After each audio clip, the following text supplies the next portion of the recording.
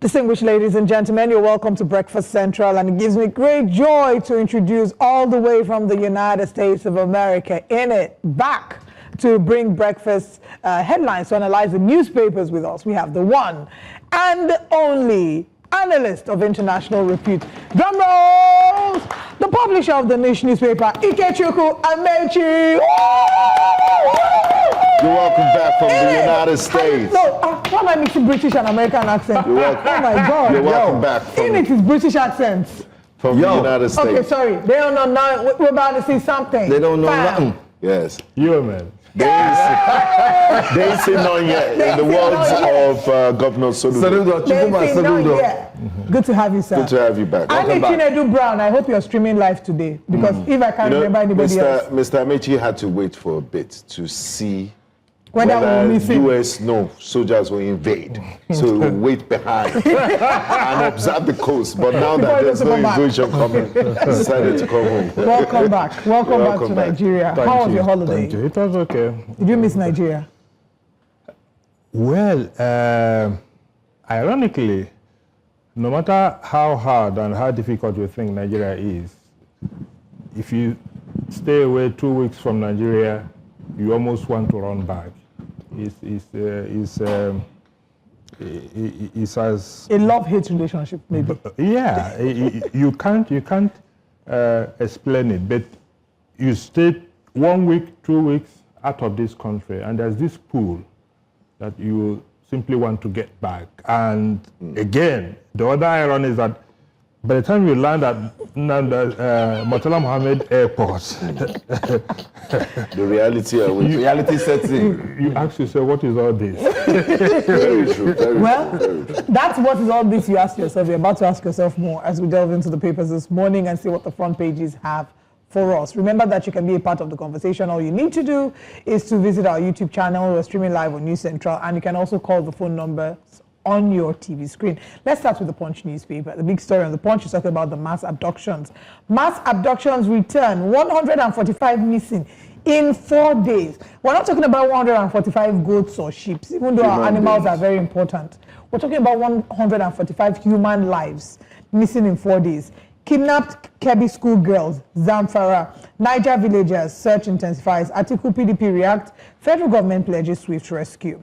Tinubu calls for corruption-free judiciary at judges' conference. Federal government receives Benin bronzes repatriated from US. Tension as Lagos street urchins stab Air Force officer. Lagos bond subscription hits 310 billion naira. 2024 capital projects stall 2026 budget plans. Inflation hits 3-year low at 16.05%.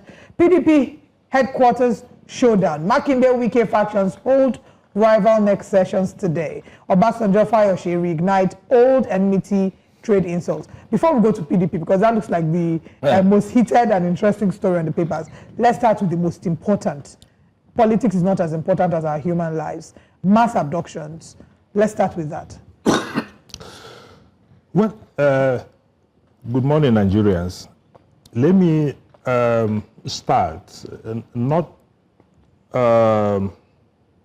commenting on the insecurity, but let me express my condolences to the family of late Chief Dan Abase.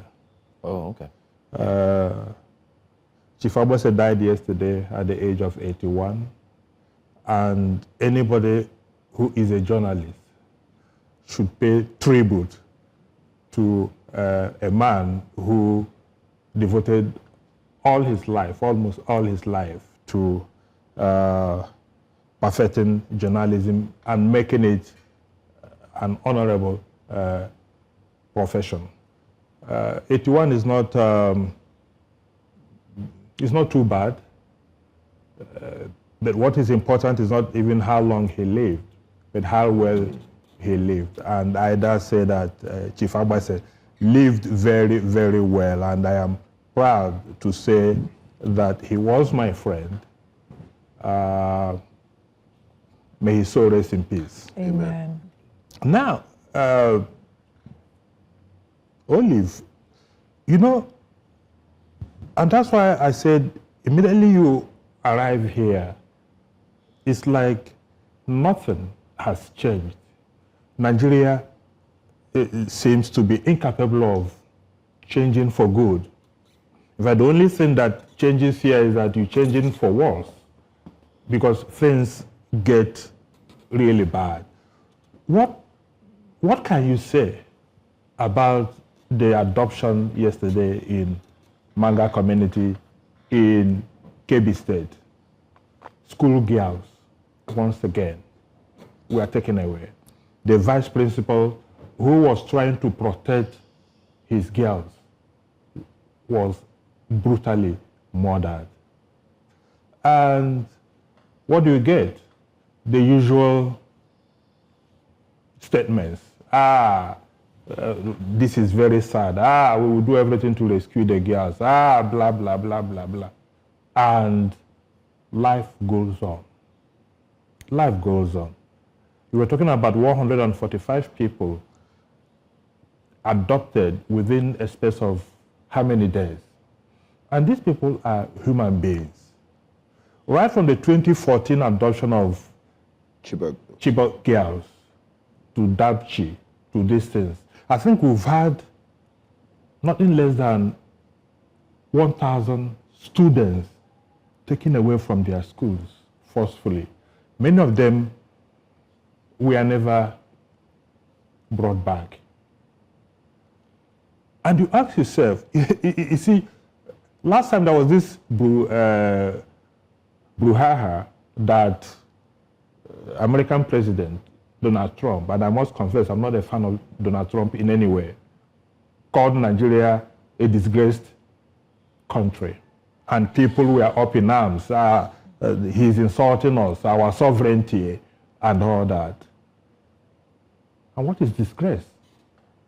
What is more than a country that cannot guarantee the safety of school children? Look, all over the world, children are like almost worshipped because you dare not do anything. In the US that I'm just not coming back from, there are these school buses that do the school runs. Yeah. If those buses are packed while waiting for the students to come in and they put on the hazard light, you dare not cross that bus. No matter who you are, you will park until the students enter the buses, the hazard light is switched off before you can drive past that bus. That is how protected school children are. But here we are.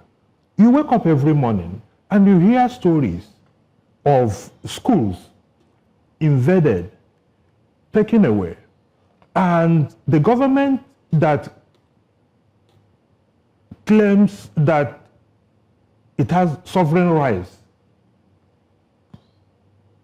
does nothing, literally nothing. Don't forget, just yesterday, it was also announced that Brigadier General Uba was killed.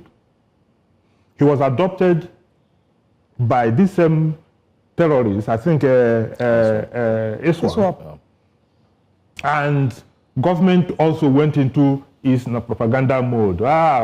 It is not this, blah, blah. Eventually, the guys had to release a video of the assassination of a brigadier general. Only, do you know what it means? You can go and check. I'm not too sure that in all the 30 months that the civil war lasted in this country, that a brigadier general died in war front. Not to talk about a commander of the unit. This guy was picked up just like that and murdered. And we call ourselves a sovereign nation? No. You see, this is what happens when the government thinks it can govern via propaganda. Lies. They are telling us they turned the corner on insecurity. Terrorism has been defeated. These guys are now targeting soft targets, going for soft targets and all that. Is a brigadier general a soft target? The military unit that he commands that was ambushed, and we are not talking about the brigadier general because of his rank. Other officers at the rank and file were also killed in that operation. We now have a country where local governments, state governments, go into full-blown negotiation with terrorists. The terrorists making demands. You go to a place like the Katsina State, how many local governments in Katsina that have gone into agreement with the terrorists? So non-state actors now have the right and the privileges of governing entire swaths of territory. And you call yourself a sovereign state. Sovereignty simply means the supreme control over a given territory, where you make laws and order. How can, look, even at the risk of exaggerating, the territory that Tinubu controls as the president and commander-in-chief of the armed forces of Nigeria is perhaps not more than the territory controlled by non-state actors. There are ungoverned territories. There are places you can't go into in Nigeria today, whether you like it or not. There are places where citizens are paying taxes to non-state actors. There are places where before you go to your farm, you must get protection from non-state actors. And I'm not talking about one local government or two local governments. I'm talking of entire territories that are ungoverned. And what are we doing as a people? How can we continue living like this? And you are demanding loyalty from citizens. Citizens of which country? Citizens of territories that are controlled by bandits, or citizens of territories that are controlled by the Nigerian government. So we have a very big problem. And to make matters worse, I can assure you, before December, I'm not a prophet of doom, before December, we will still come back here to talk about another abduction, to talk about another ambush of our military personnel, and to talk of all manner of nonsense that is going on. And the saddest part of the whole thing is that here we have a government that is more invested in re-election in 2027 rather than giving the people, protecting their lives and property, which is the primary responsibility of any government. So the entire security architecture is not, and this is not because our soldiers are not gallant enough or are not brave enough, but there is only so much we can do in a situation almost as hopeless as the one we have, with a political leadership that is wayward. Very sad, very sad. Let's look at another paper very quickly. I'd like us to go to Daily Independent. Daily Independent is another paper we're going to look at. Outrage trails kidnap of 25 Kebbi schoolgirls, killing of VP. You've just touched on that. Federal government condemns kidnap of schoolgirls, vows swift rescue. Sergei Okori, others ask Nigeria to seek external help. Development, a failure of governance, say legal experts. PDP charges Tinubu to secure lives, property of Nigerians. We wonder which of the PDP. Is it the Samayawu or is it the Turaki-led PDP? Well, Nigeria's inflation drops to 16.05%, fastest in a year. We saw the SSA celebrating that on X, but we've not seen any tweet from them concerning the kidnap and the killing of the army boss. Tinubu pushes for practical measures to boost intra-African trade. Lagos 200 trillion naira bond oversubscribed by 55%. 310 billion naira. Tinubu admits compromise in judiciary, says it undermines integrity. Let's have you take that.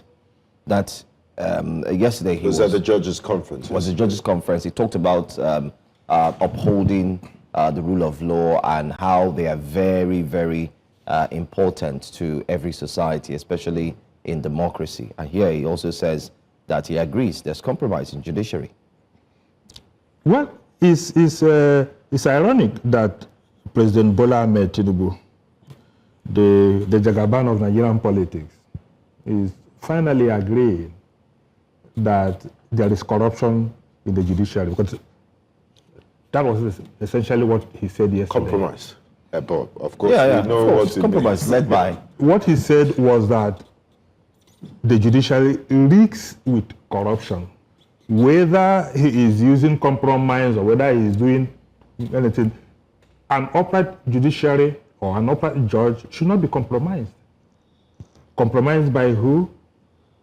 And that's where, you know. So just to add to, before you add to your statement, what do you make of, just a few days ago, I can't remember the governor in himself, he bought brand new cars for all the judges in the state. Brand new tier rubber cars, The FCC minister has been building houses for them. It's almost like the minister of Justice. That is where I am going to. Okay, all right. Compromised by who? You may ask. Joe, not by you and I. Compromised by the same politicians, including President Bola Ahmed Tinubu himself, who went out there yesterday to pontificate. Because he knows where all the dead bodies are buried. And he knows what the issues are. He knows that in a situation where there are judges now, when there are particular cases, you'll be sure that those judges are going to be assigned those cases. There are judges when an issue has to do with PDP. Has to do with PDP. There are specific judges that handle those cases. There are judges when a case has to do with APC. Those are the judges that those cases are assigned to. Mr. Amaechi, these are very serious allegations that impugn on the integrity of the judiciary. Do you have evidence of these things you're saying? And how sure are you that these things are happening? The evidence I have is what the president said yesterday, that there is compromise in the judiciary, because he knows. He knows that the judiciary has been compromised. He knows that the rulings that come out of the judiciary, in fact, even as a layman, you scratch your head and ask yourself, where is this not coming from? If this is coming from the highest office of the land, what confidence does it inspire to ordinary Nigerians that see the judiciary as the last refuge of the common man? I'm not too sure there's any Nigerian alive today that still sees the judiciary as the last hope of the common man. I am not sure. I may be exaggerating, but I'm not sure that there is any Nigerian that still thinks that the judiciary is there for the common man. You see, when we talk about these things, they sound rather, how do you explain some of the judgments that we get on daily basis? And it didn't start today. How do you explain that the judges are now the people who are electing people for us? Instead of INEC. Instead of the people themselves, to whom power belongs to elect who governs them. You go out there and do the tribunal ritual of voting. Then it will behoove a 5-man panel or a 3-man panel or a 7-man panel to decide. Most times, none of these judges, none of them cast a vote to decide who won election, and you still call what you are practicing a democracy. No, we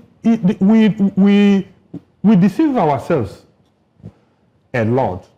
So that all I'm saying is that the president did not say anything new or anything that people did not know yesterday. He simply reaffirmed what is now in the public domain, that the judiciary we have today is not part of the solution. It is part of the problem that we have, and it is getting worse by the day. You cannot get justice in the Nigerian judiciary as we have it today. Yes, there are pockets of judges that still have integrity, but there are more judges that you cannot vouch for. How do you explain that cause of concurrent jurisdiction, this PDP crisis that you mentioned, a judge gave judgment in Abuja. Another one gave another judgment in Ibadan. The same issue, the same cause of concurrent jurisdiction, giving judgments that nobody really knows now what to do and what to expect. Concerning the PDP and all that. It is good that the president is acknowledging, but of course the president is part of the problem. Anyway, I'd like you to hold your thoughts on that. Let's join our correspondent who is now live at, she's at Wadata, the plaza, the all-important plaza that is holding forth to two political divides. Good morning to you, and thank you so much for joining us, Sumaya. We can see your inside, and it's ready and set. Very calm and peaceful. Yeah, everything is looking good. Can you tell us what's happening inside and also outside? By the way, good morning to you. Olive and Joe, yes, we are right inside here, the hall where this BOT meeting is going to happen. Now, we know that the BOT comes first by 11 a.m. and then later on by 2 there will be the NEC meeting. Now, I want to just show you around how this hall looks. So far, we have the members, party members already, the BOT team being here seated, waiting already for, this particular meeting. And now, of course, we were able to talk to some of them to share, the expectations of what is happening. One question I did ask is the fact that we know that this is like another faction, but the members here said that they do not believe that there is another faction. This is the main faction, and for them, the other party just went and did a party. According to one of them, he said, I quote, Sheyi Makinde just invited them for a party, and anything that is not in the constitution of the PDP is not,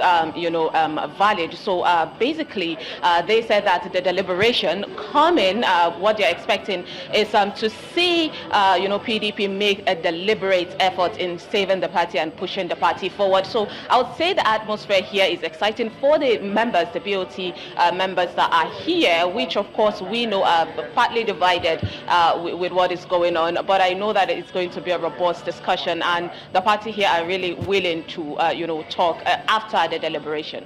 Sumaya, let me also ask you quickly. So the people you have there, the members, are members belonging to the Sambolanyahu, let's call it a faction now, because there seems to be a divide, or Sambolanyahu's divide or part of the PDP.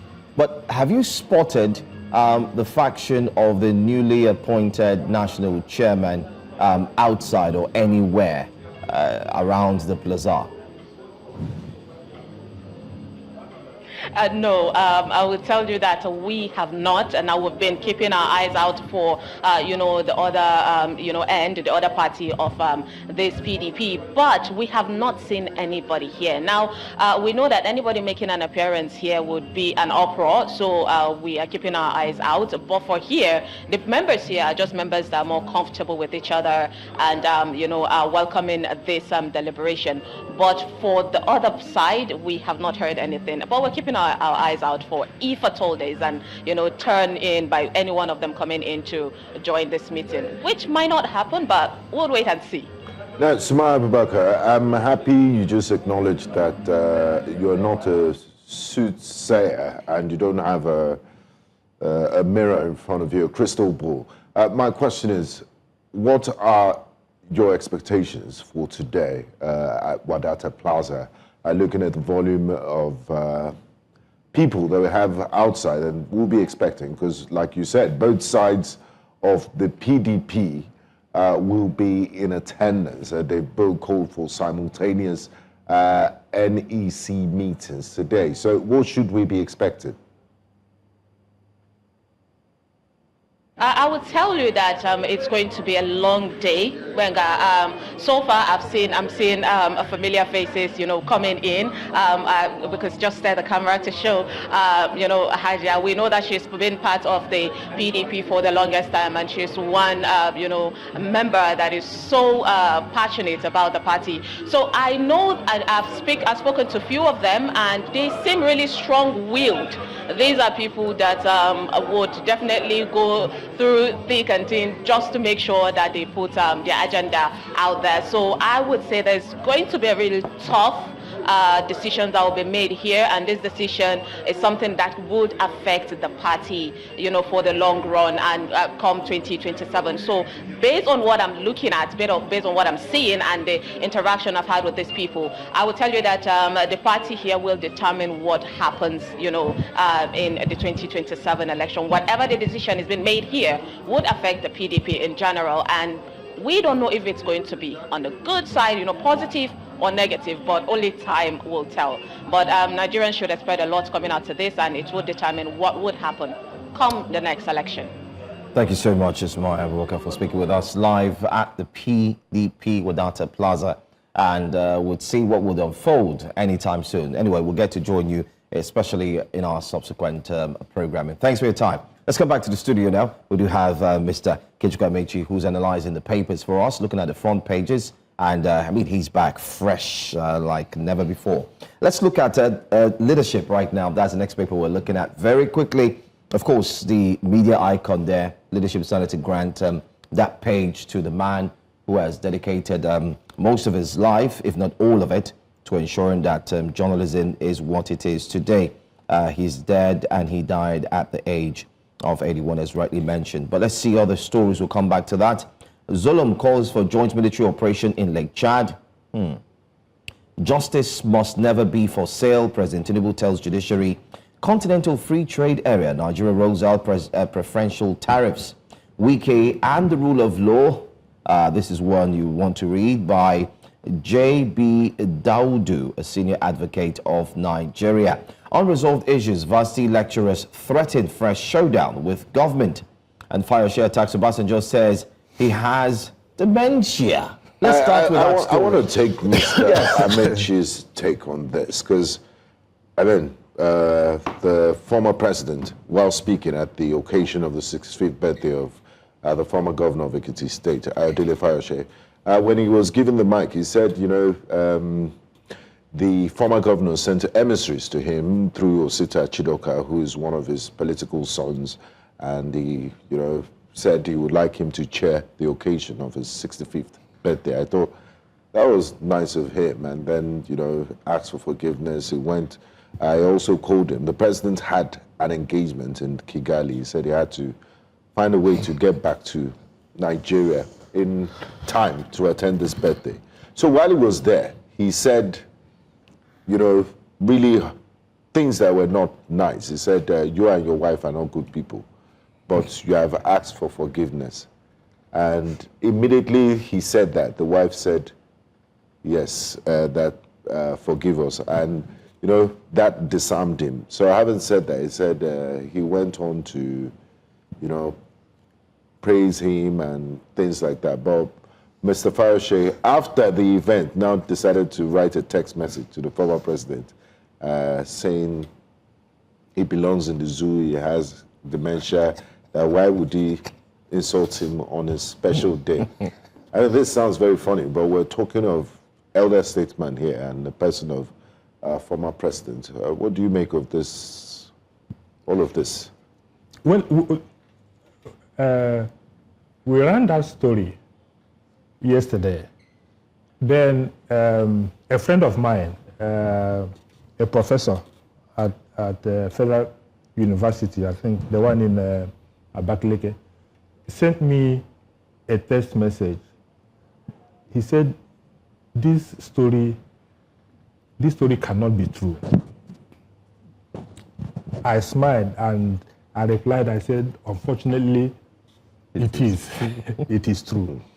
You know, it is so surreal that you hardly believe that it is real. But that's Nigeria.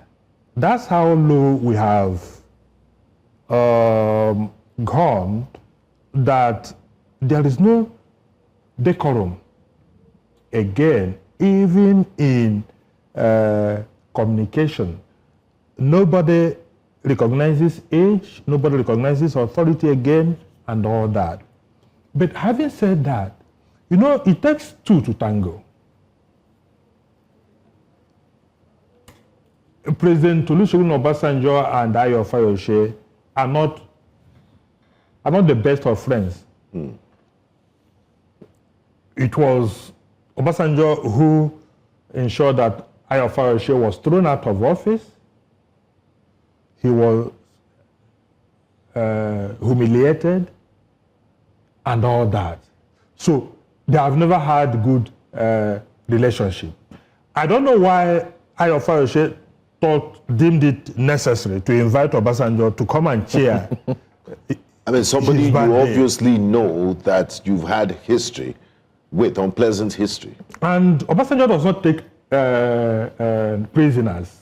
He doesn't forgive and forgets. He doesn't forgive. If it was any other person, having accepted that you would be there, you could have simply done the needful of thanking God for his life, for being 65, and move on. Going into the history as Obasanjo did was unnecessary. But anybody who knows Obasanjo should know that that's the kind of thing he will do. So I'm not too sure that anybody who was in that gathering was surprised that Obasanjo did what he did. Now, I think Fayose did not also want him to have the last laugh. And he responded. Again, was Fayose right in calling Obasanjo names? I don't think so. No matter what your grievance is. That the man honored your birthday, agreed to be the chief guest of honor, despite his indiscretion in the sense that he said, you can't be calling him an irresponsible old man. You can't be calling him somebody that should be consigned to the zoo. But Fayose humbled himself, visited his home, seek for forgiveness, invited him. And after all these things, he came out to publicly humiliate him. Two wrongs don't make anything right. I have said that